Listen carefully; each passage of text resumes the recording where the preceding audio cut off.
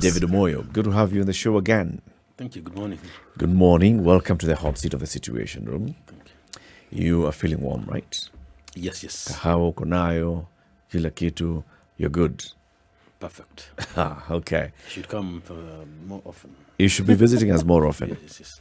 You know, recently you launched a study where you were looking at how much coverage the various political campaigns and candidates are getting in our media houses. Yes? And you raised some issues and you said there are some things that we could do better as media houses. Just give us the highlights, first of all, of that particular study. When it was conducted, what it was looking for, and what it found. Thank you. What we released at that time was a report covering the months of May and June. And it was largely, I would call it 99% quantitative. That means that for radio and TV, we stuck to time in seconds. And for newspapers, we measure it columns and centimeters. So we did not get into too many details. We said, let's release this for people to reflect about. And specifically, it's because we had received this letters complaint from one of the presidential contestants that, we end up getting unfair coverage and all that. And so we said, before we interrogate the issues around each, let's have just throw the numbers and let people digest and move. And we are happy that we have seen conversations around those numbers and they are ongoing. So what we did there was just quantitative. But to report that we are always on the numbers. Since then, I think we have had 2 more reports. We're also getting one for this week and all that.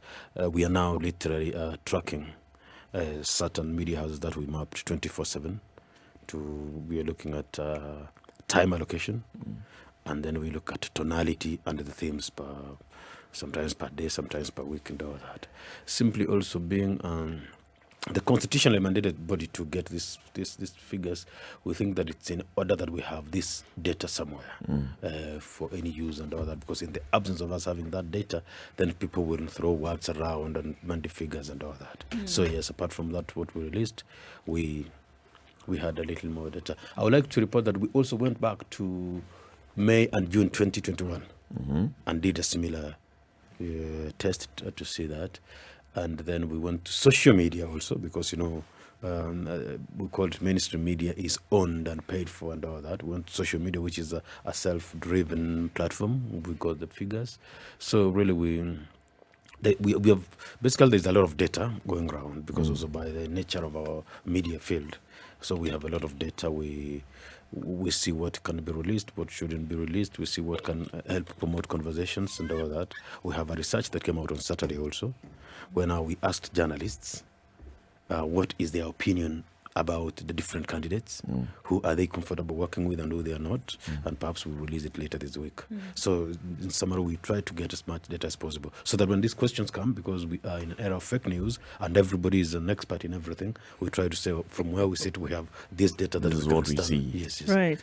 On the initial release, David, some of the numbers that you gave was after there was the cry out that candidates specifically were complaining about, unfair coverage or not as much, not being in the limelight.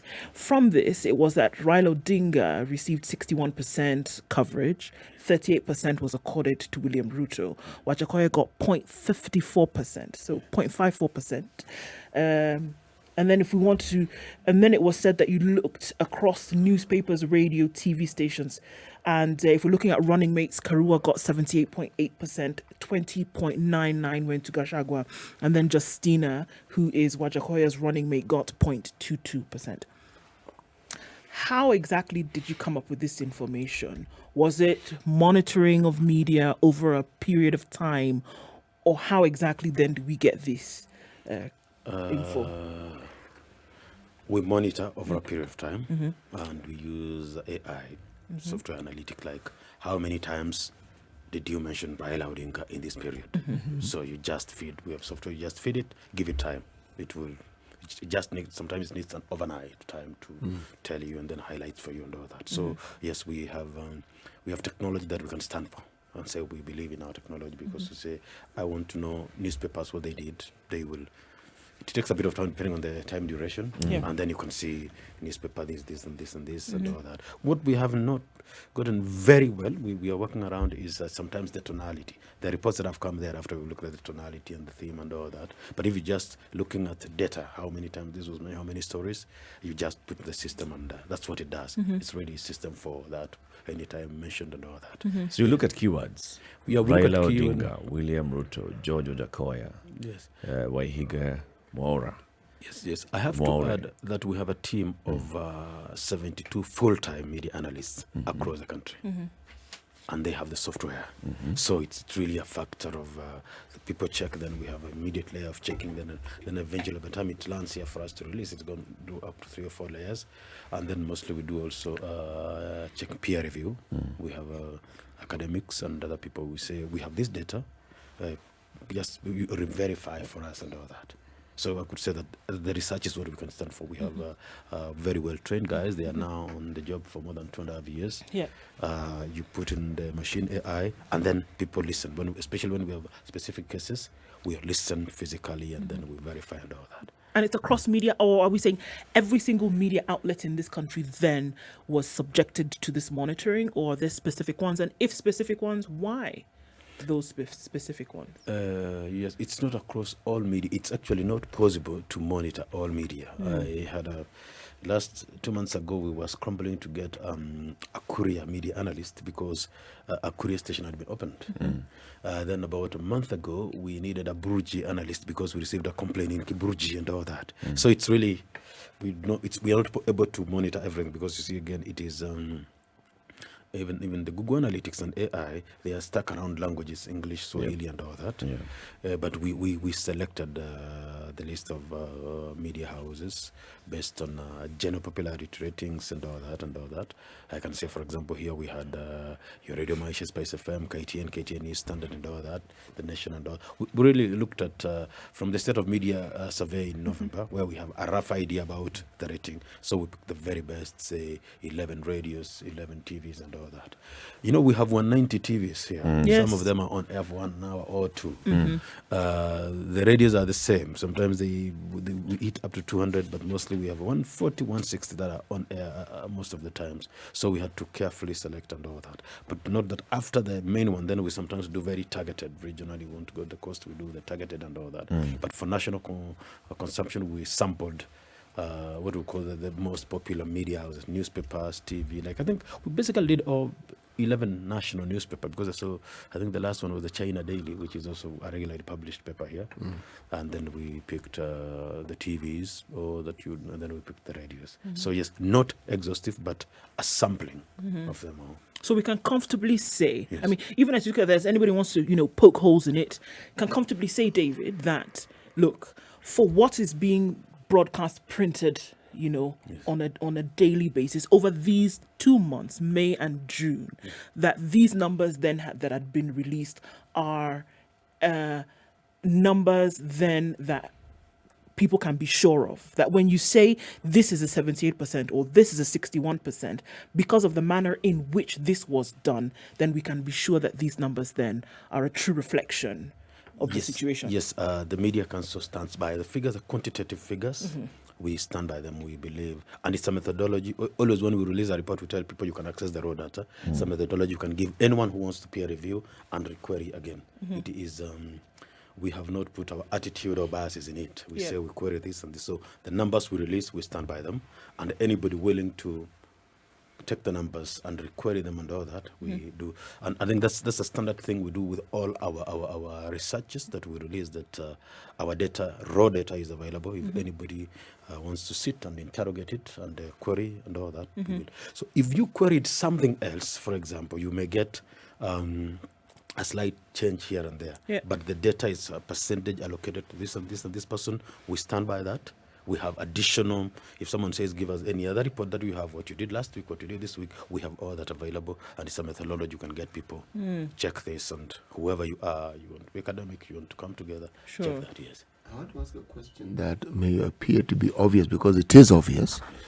But if one then were to ask, fine, you have given us the information, we have consumed it, but why is it important? quite interesting. You know, sometimes when you sit in the newsroom, where I've spent a bit of time, sometimes you forget and run, all right? Sometimes you forget and run. It's a story, you are on it and you're on this bit and all that. Until someone tells you, but as you were running, you stepped on something there. And so what we try to do is be a mirror for the media. Guys, okay, as you do this, and a leading politician has made a claim, isn't it? Look at this and reflect about it. You will be surprised that after we release that initial reports, because we have the other weekly reports have been, so I think the last week's report, which I have here, the numbers are almost equal. So I want to state that for sure, I think it's very normal for this to get, it's a boogie train, you just move and move. The next story, because I've seen the way newsrooms allocate people, you have someone on Raila's beat, Ruto's beat and all that. They get the story, sometimes the story arrives faster and all that, because I've also had conversations with the editors and all that.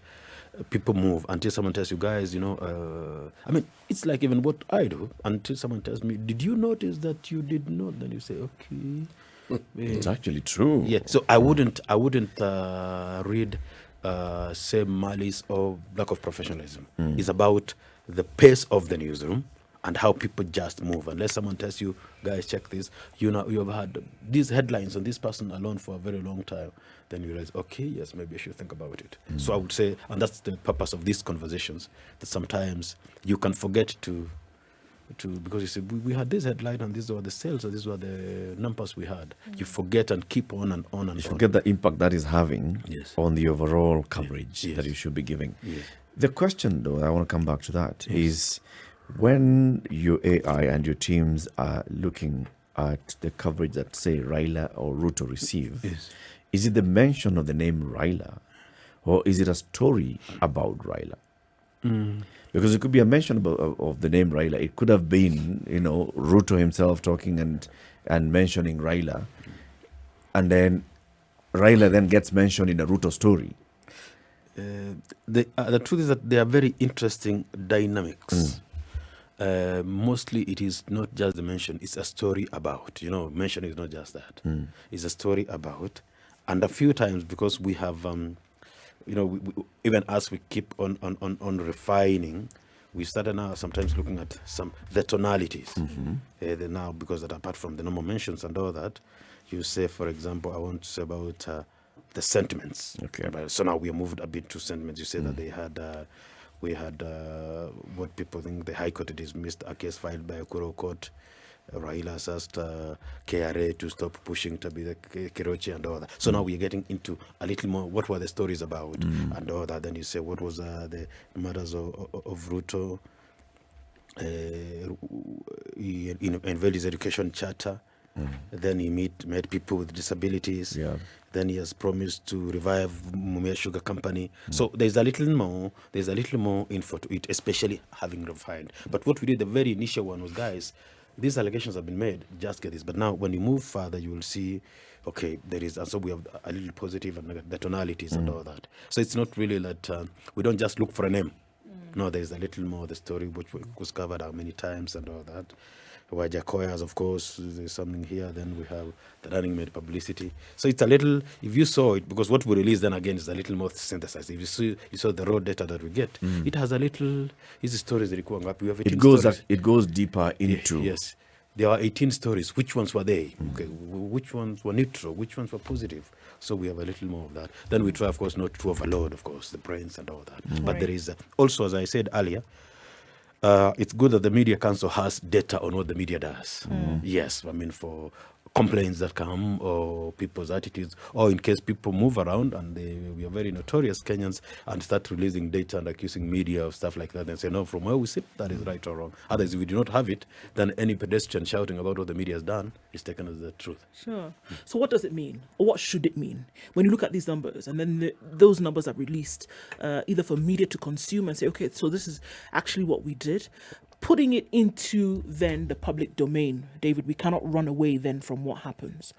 And then there are different labels that come as a result of this information, which again is inevitable in some cases, that then media then takes the accusation of being biased in some cases. Is this the intent of releasing this information? Not really. I will tell you some very interesting facts that we noted this media, because then there's a bit of internal discussion about this. Because we even interrogate further ownership and editorial design of some media houses. And we found that media houses either owned by William Ruto and associates or his very close guys who are giving Raila more coverage than him, than media itself. So, I mean, there's a little more, say, how to Ampendi and all that. Then if I don't know. But this media house is owned by this. He should have a partner. greater influence. Yes. So it's very interesting, really. I think then you find that people tell maybe Raila is the newsmaker and all that, because we expected, let's call it Zaki associated with him, should favor him. And then you surprisingly find that no, it is not the truth. Then you find others, you could go the other, flip the coin and find, say, KBC, giving him a lot of coverage, more than Raila. So the numbers are quite interesting, really. As I said, is about there are little more factors because they are now, when you go into qualitative analysis and all that, that's why we want to subject this and a little more data we have to some peer reviews. We also really measured assesses. You talk what you can stand by. Hizi zingine wacha experts wapitie kidogo, but it's very interesting. There is a little more that is very interesting in it. Yes. One of the things that I find particularly interesting, because I work in what I'm told is called the media space, yes, is that there is so much information, and the interpretations of that information are almost as varied as the information itself. How does one decipher what it is that is actually being communicated? Because I'm asking this because you gave the example. Somebody who is a politician happens to have an interest in a media outlet, okay? And you would assume that they would support this person. And yet, maybe because of the fierce independence that journalists tend to have, they will simply report things as they see it. Now, how much influence does this information that we keep churning out, how much does it influence the consumers? Do you also look into this? Because if you're talking about the information, the volumes of it, the metric tonnage of it, what about the influence? Do we also look at this? Yes, the purpose of the annual State of the Media Survey we do, which is a requirement of law, is the people's perception of the media. What percentage of Kenyans trust the media? And the last one we did, I think we had 24% absolute trust and about 52% fair trust. The whole idea is that up to 78% of Kenyans trust the media, because it is when you ask whether people, whether this information from the media has an influence, is about, do people trust the media? We are doing a new survey, I think, next week. I know that's one of the reasons why we need to do. We said, because of elections also, and there's a lot of information, we want to see, do people still believe media or social media and all that? Also, the popularity ratings, we do that. So I think Kenyans trust the media. The media wako mahali pale juu, media and religious leaders. The Kenyans trust them. Of course, about our decisions are made and all that is different. But sometimes must also see that what you do, like what you do here, is now initiating conversations. You put some information, then of course it quickly gets cropped. Sometimes in a fake news kidogo, but then it takes alive on social media, gets alive on WhatsApp groups and all that. So principally, yes, what the media does, that agenda setting is important. It triggers conversations to go. So as of the last survey in November, Kenyans still trust media highly, and we will know in 2 weeks what Kenyans think about media, newspaper, TV, radio, WhatsApps and all that. There's a tail to what I have asked. I'm sure we're going on a break. Can I ask the question now? Should I wait for the break? Just wait for the break. All right. This is the Situation Room, the only way to start your day. David OMWOYO, the CEO of the Media Council of Kenya, we are talking about promoting fair coverage for all candidates in this campaign period. City, you had a question. This is what happens when you go into a break. You forget what you wanted to ask. Anyway, no. No, what I wanted to ask was this. You see, every time I look at what we present, more so in print, the question that comes to my mind is this. Yes, there is some influence, but how much is it? Is what was presented in the media, is it something that can tilt a certain position that people have taken? Or is it just consumed and then people just go about their merry business and the influence is minimal? Well, same question you asked earlier. You just interchange the words. Yes, it is. And I say that you need to look at the psychology of media effects. You ask scholar, media effects is about whether it's immediate, people follow and all that. Yes. I would say principally in our context is the ability of the media to set the agenda and trigger conversations. Because then you will notice that in church or the mosque, when the preachers are saying something, they say, you saw in the media. The politicians say, I have seen the people of the newspapers, or they say, you have seen the TV doing this and this. So that ability of principally the media to set the agenda and narrow down what conversations will be is what I will say has a bigger impact.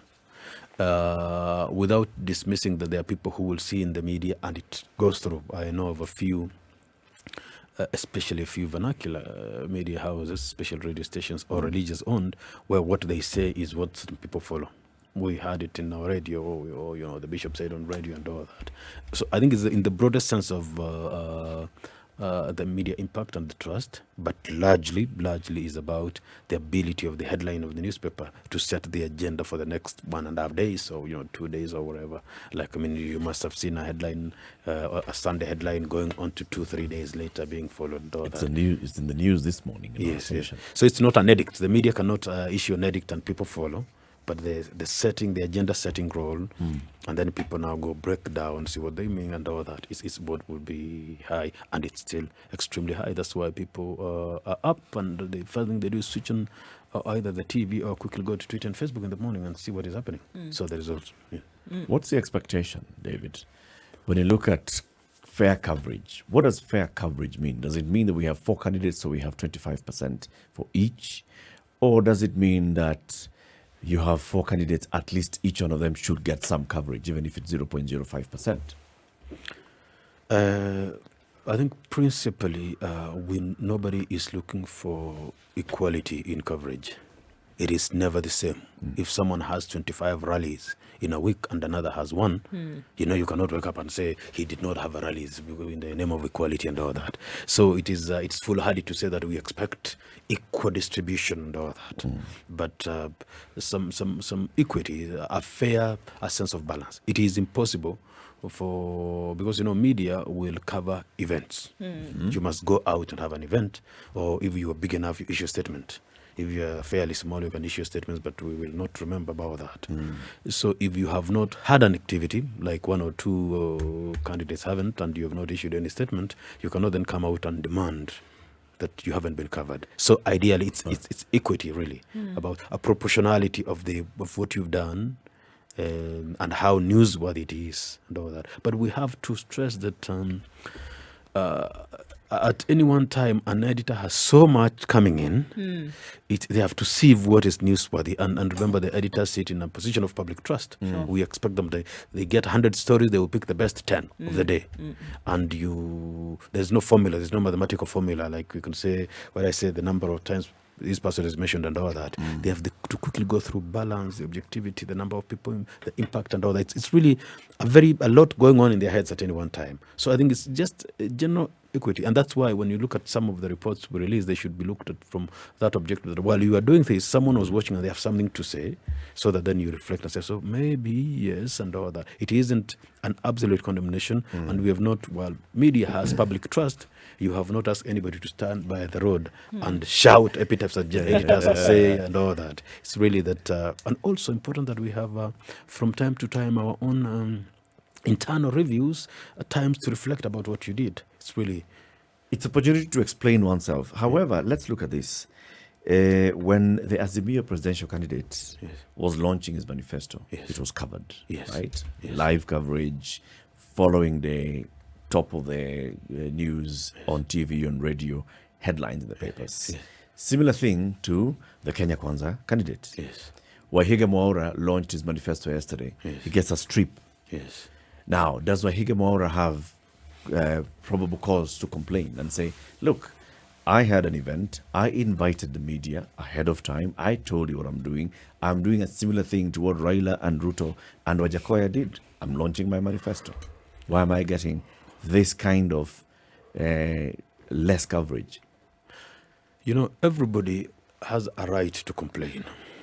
So you can't accuse someone for complaining. But then you must also interrogate the media. Why did they think that maybe Raila Odinga and William Ruto deserve more time than Wahiga Mora? And they will give you solid reasons. They will tell you, look here, these guys, they are floating MPs in 200 constituencies each. Who you work on Wawili, you know, for example. This one has 800 MCS candidate who you work on Asaba. So it's the whole idea of impact and the numbers and all that. So I mean, so if you did quantitative media will tell you, well, this was a candidate, but we have looked how many people, how many governors they are floating and all that. That's why I say that at any one time, the editor is juggling really things, and they have to, suddenly decide that they think this is more popular than that. But at least the point is that I saw breaking news when he released his news. I saw a bit of that in the evening, and I think it's fair. Because, as I said, that we all know the same. We are not going to say whether we have horses or donkeys and anything, but the numbers alone. Remember, we can stick to quantitatives alone. The numbers definitely will tell you that William Ruto has more numbers than Wahiga by virtue of candidates in constituencies, governors or senators and all that. He's a deputy president as well. Remember, you must also try to stick to facts. That's why we stick about numbers. Not we cannot say Wahige or Ruto is loved better than Wahige more and all that. No, we have no capacity to do that until the ballot. But we can say Ruto has more candidates. He has had almost 25 rallies in the past 10 days, and this guy has had one. So those are all realities that you cannot run away from. So that the editor did not just wake up and say, give this person more airtime than this. There are certain other factors that you're going through. So, for the public, I mean, because obviously that's the audience in a lot of this, right? They will, a lot of times we see that this then translates to bias. I mean, just giving the example that you did, 100 stories coming into the editor's desk, and they pick 10 because they know, look, this is our capacity for 10, and in terms of importance, this is what we are going to float. Where then would bias then come into this? Or can you really say, if I'm making an editorial decision about what stories to share, will there be space for then bias to creep in? I think, it's very hard to scientifically measure bias. It's like intent. You cannot really quantify and lock it in places and all that. But then if you pick 10 stories and one person was 7 and another, or you give one person 4 stories and one person 0, where they had 100, then you could say, okay, you would think it is. So remember, we say it's bias, or as intent, as you said, it's not exactly easy to measure. And bias, you could say it's bias according to who? Because you've seen people complain, and then I say, no, you're complaining too much, get something else done and all that. So remember, it's the very polarizing nature of how we do our politics on many matters is one of the issues we need to face. But most important is that the ability of immediate feedback. It's a very tricky situation nowadays, not just to the media, but nowadays if you don't like some preacher's thing, people immediately go to social media and tell them that preacher should shut up. And Kenyans are on record as having bullied the president out of social media. So that ability of everyone to come in and shout is, or it's feedback, whichever way, is a factor. You have had conversations a few weeks ago. I saw a few lawyers saying that you must, before you argue with me on social media, you must table your certificates. We don't want to keep going. I am here, I am trying to discuss science and data, and you are somewhere and you think you want to argue with me and ask me to shut up. Happens a lot. A few times I do something and some young people come there and they throw serious words at me. Then next morning they come and tell me, please, we need a job. I don't know, we've discussed it. So a lot of that happens really. So there's also this ability for people to provide feedback. Not that it's illegal, but there should be a process of understand matters before you react to them. We have too many people who react long before they understand. I want to note something important about the data and the figures. One of the things we spoke about is I put responsibility on editors who receive stories to run them, isn't it?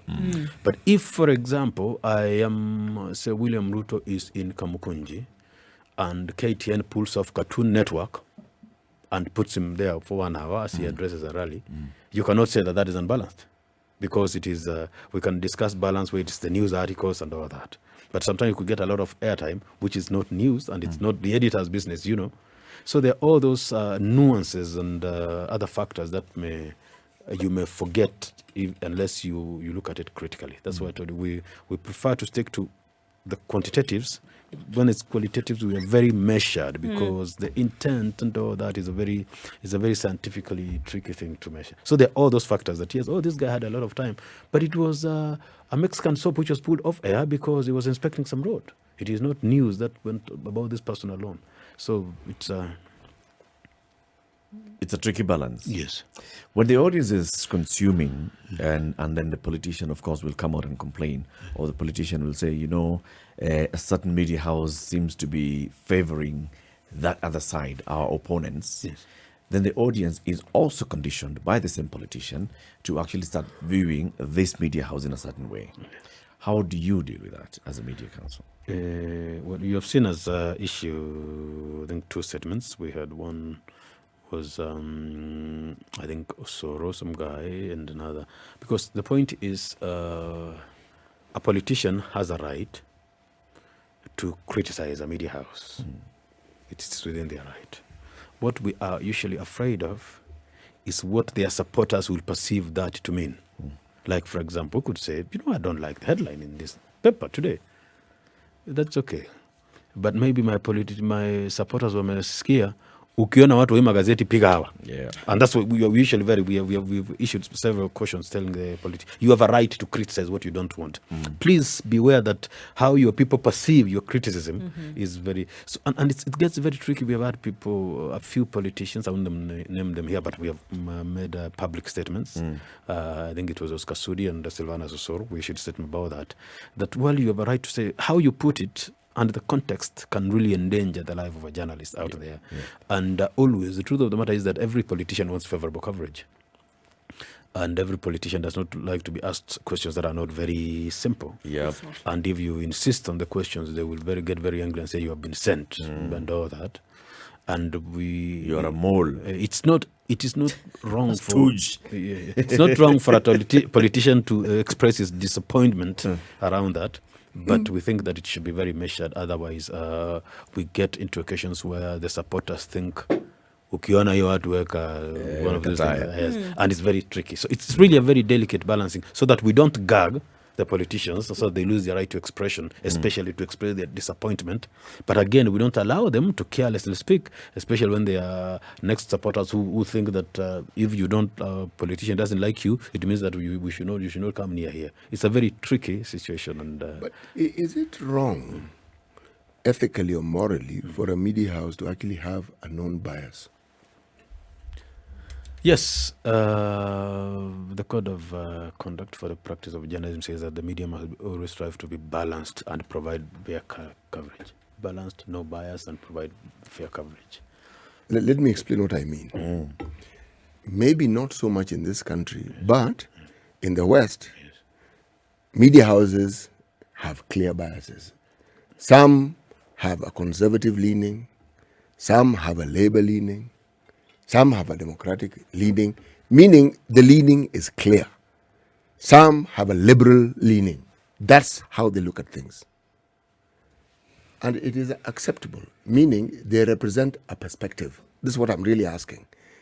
Yes, it's a very tricky situation. I know that you are taking the context of American politics and media. Yes, for example, I am, and the West as well as in Europe as well. Well, not much. I know maybe a little France, not much in Britain. In the US, the media will endorse a candidate. We endorse this candidate for this and that election, or we endorse this. And it's like international media. It's known that CNN is pro-Democrats, and then where Fox News is Republican and all that. And we had a very good history where we had a president who would walk around and CNN is fake news and all that, isn't it? The context is in that level of the country, people don't perceive that to mean attack these guys. It means that I do not like you guys. You can go away, isn't it? Yeah. And so in our context, the law, the Code of Conduct says we should strive to be balanced and provide fair coverage and all that, okay? Let the people decide themselves. That is in the context of where we are. And I've seen a lot of that, I think, largely Britain. I've seen in France, a bit of Italy, and the US, I've seen them declare a position and a country or two in Latin America. So for us, it's that. Remember also, we have layers of media literacy. We learn so that people can perceive about what the media says and how you perceive that and all that. In our context is that well, the law does not support that. Number two, open bias means we have had experiences here where one newspaper company could not sell their newspapers beyond certain parts of the country before that it gets there, and then we have even sometimes the ratings go down, and we've seen a few attacks. So we try to guard against that, but still allow conversations, allow feedback from audiences. That's why we have public editors. You say talk to us on social media and all that, but make sure it's well curated, because even normal conversations, you go on social media and you see people coming up and throwing very, very unsavory, punches at. But David, yes. It's okay for a media house that wants to be balanced, Yes. and then we protect it from anybody else who will try to claim that it's not balanced. Yes. But I don't see what's wrong with a media house deciding to take a certain side. If a media house itself comes out and openly declares that we support or we endorse this kind of leaning or this specific candidate or this specific movement politically, what would be wrong with that? I know there's a code of conduct, but why can't we open up that code of conduct and discuss what would be wrong with that? Contextually, for as long as I heard you speak a lot about the Communication Authority and all that, isn't it? For as long as you are utilizing public resources, the frequency, the license, and the trust, and the protection, because media is very well protected in law, then you are supposed to be balanced and provide fair coverage and all that. In your other private things, like your WhatsApp groups and all that, you can do that. But as long as you're operating in public space, it's a public resource to be here. It's good that to mention that then you should not be discriminated, because if you are clearly supporting one side, what are you doing to the other side? You're already discriminating them. Yep. And it's against the Constitution, because then the media for the state, you enjoy, you enjoy something like constitutional protection. You're supposed to be a public, it's like a public servant saying, we support this side, and you are being paid by public money and Kenyans and all that, isn't it? What have you done to the people who do not support your side? So that's the whole idea about, so it's not about you quietly, kura yako siri yako, go and make a vote, and if you can influence a few people at home in the evening, talk to them. But as long as you come to this space, which is public, which is entrusted, supposed to be for the benefit of all Kenyans, you can't. Just like I said, that if you are a public officer, you can't therefore endorse a side, because you are sitting in an institution of trust, and you're supposed to operate in such a way that either side can trust you, or they can look up to you to do your job. That does not mean that you have no right to go out and vote or to whisper to a person, but you cannot come use public resource to do that. Just like a religious leader, support whoever you want, but you have people in your congregation who do not support that person, isn't it? Why do you want them to feel, left out? So it's really about balance and public trust bestowed upon the media. That now therefore stops. So there are privileges you lose, there are rights and privileges you lose by virtue of space you occupy. Yes, that I have very strong opinions about certain anatomies of animals and getting land down in Isiolo and stuff like that, but I can't sit here in my capacity and endorse that, but I could walk around and Talk about then. What would be recommendations, David, even as we go back and look at some of these numbers then that you released? How, and even if there are recommendations really, or is it just, putting this information out there and then seeing what you would do with it? Because then how do I circle back on something that I did not even know was the case? Are you saying, well, okay, balance it out, guys? Are you saying do a little bit better? Are you saying this is just for your information, for you to know what your outlook is? I will give it two broad replies. And I give an example of the judiciary. A High Court judge issues a statement, issues a ruling, it's 100 pages. A Court of Appeal judge sits down and explains in 100 pages why that 100 pages was wrong. And he does the opposite, isn't it? But they retain the dignity of each other. Nobody attacks the other and all that. So I will look at this in the context of peer review. Guys, there's so much noise about us out there, isn't it? Can we look at ourselves? It's like even religious leaders. A few people have done so. From time to time, a religious leader says, "Oh, guys, there's so much being said about us, isn't it? I think we have lost one or two. Peer review is critical. Like that, we do that on Mondays through the Media Observer and all that, where we say, guys, look here, this is what happened last week in the media.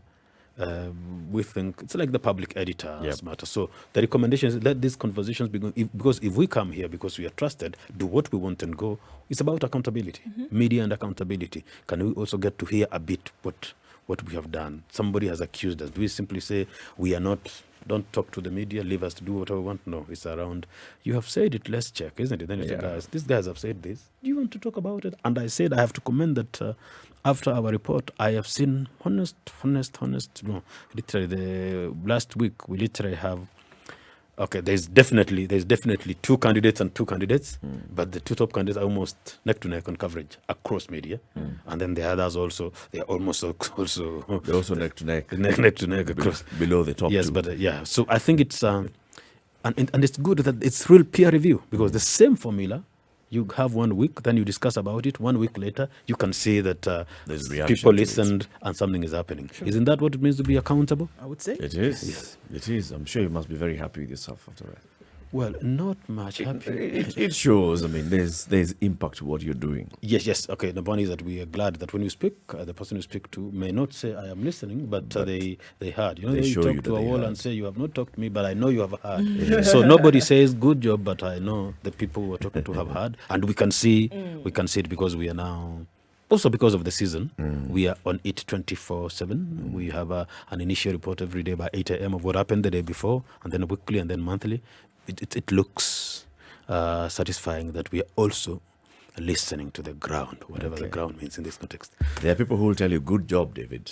Thank you, but really it is. I didn't say. It's the best. It's the best we can do. It's the best we can do. Karibu sana. Asante.